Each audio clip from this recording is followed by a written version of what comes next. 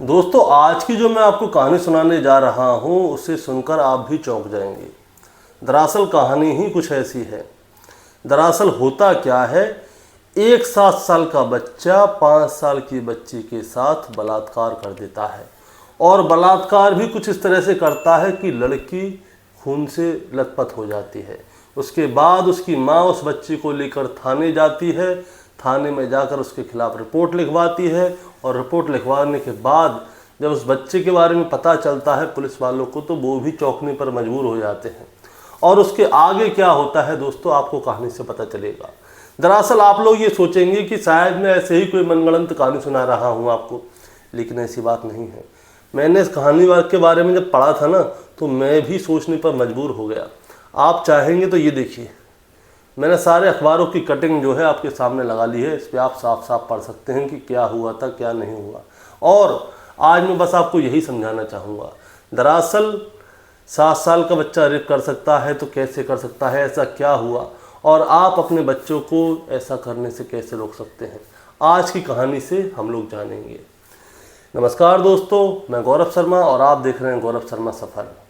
दोस्तों, आज की जो सच्ची घटना मैं आपको सुनाने जा रहा हूँ, ये सच्ची घटना शुरू होती है उत्तर प्रदेश का एक ज़िला है, इसका नाम है कानपुर। और कानपुर का ही एक इलाका लगता है अकबरपुर, और अकबरपुर में ही एक थाना है, और उस थाने के अंतर्गत दोस्तों कई गांव आते हैं।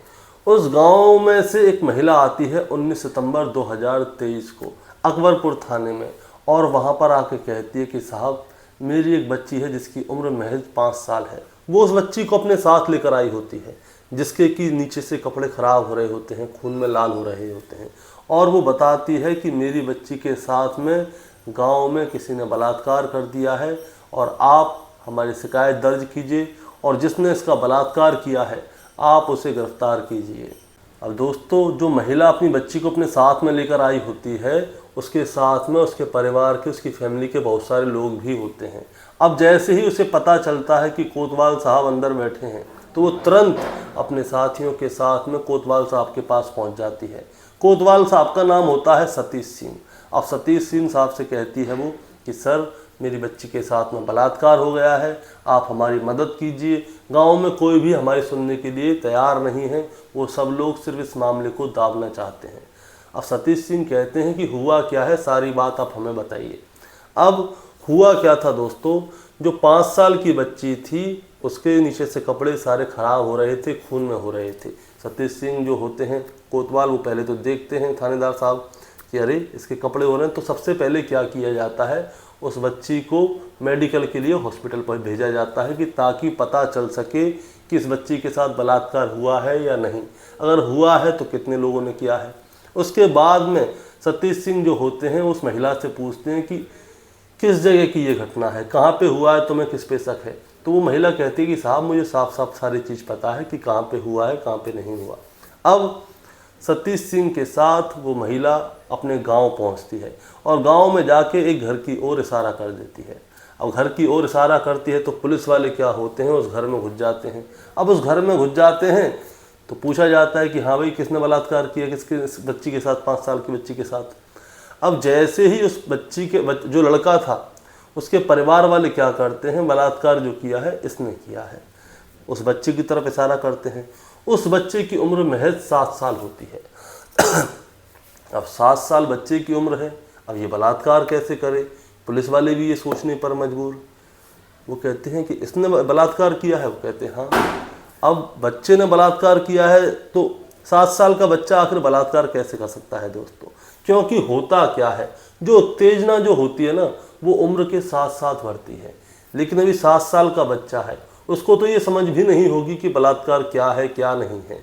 उसके बाद क्या होता है दोस्तों, उस बच्चे को भी लेकर जाया जाता है हॉस्पिटल कि ये लड़का बलात्कार कर सकता है या नहीं कर सकता।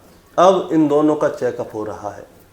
अब वो बच्ची जब मेडिकल रूम से बाहर आती है तो उसको पता चलता है, उसकी रिपोर्ट जब आती है तो पता चलता है कि इस बच्ची के साथ बलात्कार किया गया है।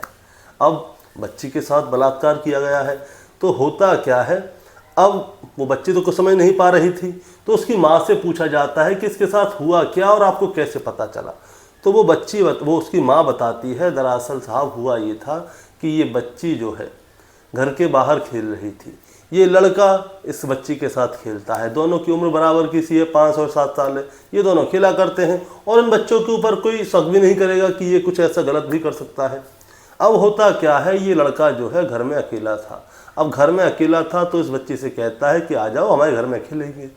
तो ये छोटी सी बच्ची ना समझ, इसको क्या पता क्या हुआ क्या नहीं हुआ, तो ये बच्ची क्या है इस लड़के के साथ इसके घर में चली गई। अब घर में चली गई तो इस लड़के ने क्या किया, इस बच्ची के कपड़े उतारे और इसके साथ में गंदी हरकत करना शुरू कर दिया। अब गंदी हरकतें जब करना शुरू करता है तो इस लड़की को क्या है, दर्द होने लगता है, क्योंकि इस बच्ची को नहीं मालूम था। ये बच्ची समझ रही थी कि शायद कुछ खेल रहे होंगे, लेकिन इस बच्ची के दर्द होना शुरू हुआ, इसके खून निकलने शुरू हुए। तो ये बच्ची क्या करती है, वहाँ से रोती रोती दौड़ती है और सीधी अपनी माँ के पास जाती है और इसकी माँ इससे सारी बात पूछती है कि क्या हुआ, तुम्हारे ये खून कैसे निकल रहे हैं। तो ये बच्ची सारी बात अपनी माँ को बताती है। तो बच्ची जैसे ही अपनी माँ को ये सारी बात बताती है तो उसकी माँ सीधे थाने जाती है रिपोर्ट लिखवाने के लिए। क्योंकि होता क्या है, जैसे ही गांव के लोगों को पता चली और इस बच्ची की माँ को पता चली तो बच्ची की माँ क्या करती है, उस लड़के के घर पे जाती है शिकायत करने के लिए। लेकिन उस लड़के के माता पिता क्या होते हैं, उस बच्ची की माँ की सुनते ही नहीं, उसके साथ उल्टा गाली गलौज करने लगते हैं, उसके माँ से फटकार के भगा देते हैं। गांव वाले लोगों को पता चलता है तो इस मामले को दबाने की कोशिश करते हैं कि गांव का नाम खराब ना हो जाए। लेकिन अब इसकी माँ मानती नहीं है, वो सीधे थाने जाती है और उसको रिपोर्ट लिखवा देती है। अब उस लड़के को बुलाया जाता है कि तुमने किया या नहीं किया, तो वो लड़का भी कबूल कर लेता है और साथ में गांव के लोगों से उस बच्चे के बारे में जानकारी ली जाती है कि ये बच्चा छोटा सा आखिर ऐसा कैसे कर सकता है, इसके साथ ऐसा क्या बीत रहा है। तो दोस्तों पता चलता है जो 7 साल का बच्चा था उसकी जो दोस्ती थी जो 15-15, 20-20 साल के लड़कों के साथ थी, वो बच्चा उन लोगों के साथ रहा करता था।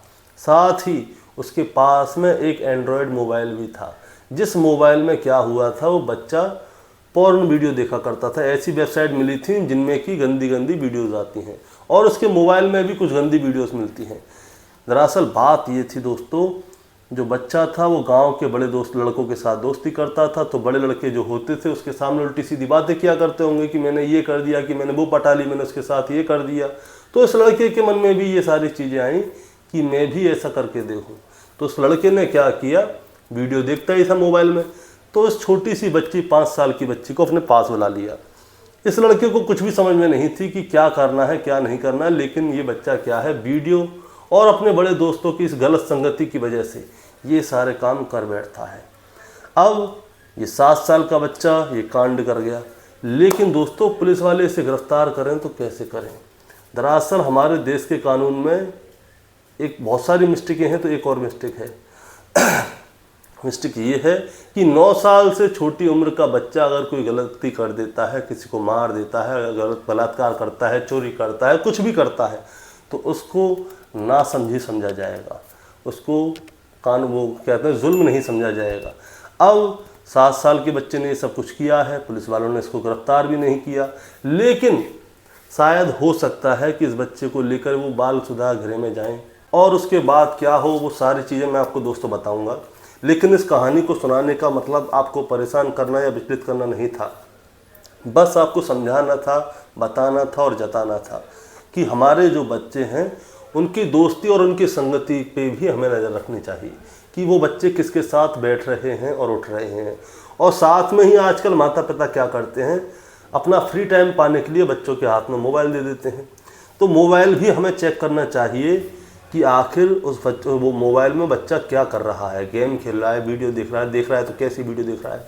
मोस्टली बात तो ये भी है कि माता पिता को बच्चों के हाथ में मोबाइल देना ही नहीं चाहिए, क्योंकि माता पिता जब बच्चों के हाथ में मोबाइल दे देते हैं तो बच्चे क्या है, एक ही जगह पे बैठ जाते हैं, वीडियो स्क्रॉल करते रहते हैं, शॉर्ट्स वगैरह देखते रहते हैं, गेम खेलते रहते हैं, वो शारीरिक रूप से भी कमज़ोर होते हैं।